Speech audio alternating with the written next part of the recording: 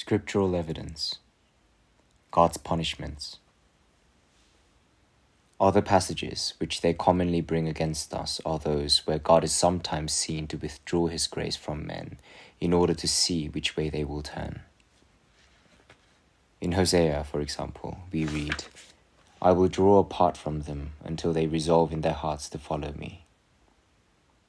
It would be preposterous, they say, for the Lord to wait and see whether men will follow his path, unless in their own strength they could incline their hearts one way or another. As if it were not God's habit to warn his people through his prophets that he will reject and forsake them until they mend their ways. Now let us see what construction they choose to put on that. If they contend that the people whom God forsook could turn back of their own accord, the whole of Scripture is against them.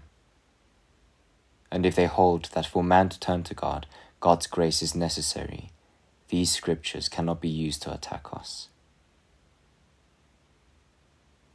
They say that they readily concede that grace is necessary, but that human powers can also make a contribution. Now where do they find proof of this? Certainly not in this text, nor in any others like it. For it is one thing to withdraw grace from man to see what he will do when left to himself, and another to help his infirmity in order to strengthen his feeble powers. But then they ask, so what do such expressions mean?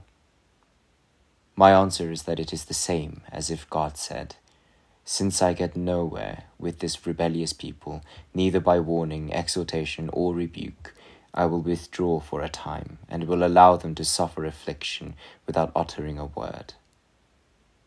I will thus see whether after much adversity they will remember me and seek me out." When God is said to draw back, what is meant is that he will withdraw his word. When he is said to wait and see what men will do without him, it means that without showing himself, he will afflict them for a time. Both these things he does to make us more humble. For he might more easily destroy us 100,000 times with punishments and chastisements than discipline us. To do that, he must make us teachable by his Spirit.